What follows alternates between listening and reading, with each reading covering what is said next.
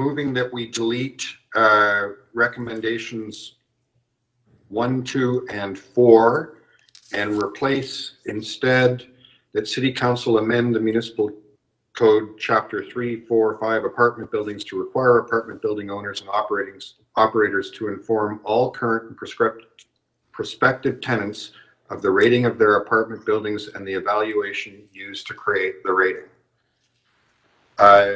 Effectively, we keep the ability to score buildings. We keep the commitment to the inspections and the inspection fees. We keep the rating. We simply don't post it on the building. I have been involved with Councillor Matlow and others on this since the idea first germinated, and I share the concerns and the passion that Councillor Matlow and tenant organizers have brought to this issue. But I asked myself, what is the purpose of putting a sign on the building? The people we are trying to protect are tenants who live in the building and prospective tenants who are considering moving into the building. They need to be informed. They absolutely need to be informed. My motion attempts to do that. Councillor Carroll got me thinking. It's, you know, tenants aren't coming forward enough. So some tenant organizers are saying you have to take the relationship away from it being the tenant versus the landlord, which is an unequal relationship. And I agree with that reasoning. I don't think posting a sign on a building changes the power relationship between people who own property and people who rent a place to live. Over the years, we have many times considered different tools for rebalancing that relationship. And we had an interesting deputation at the tenant committee that Councillor Fletcher chairs and Councillor Bradford and I sit on it, the renoviction committee. And a deputant there told us that in every neighborhood in Montreal, there's a community organization that provides organizing supports to tenants.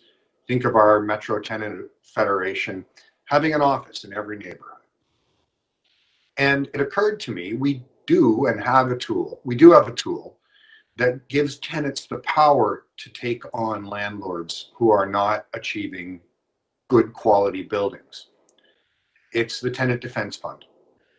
And it occurred to me that when we come into the budget debate this year, we should look at greatly increasing the resources available through the Tenant Defense Fund so that tenants have power in their own hands to take on landlords who aren't filling requests to improve units.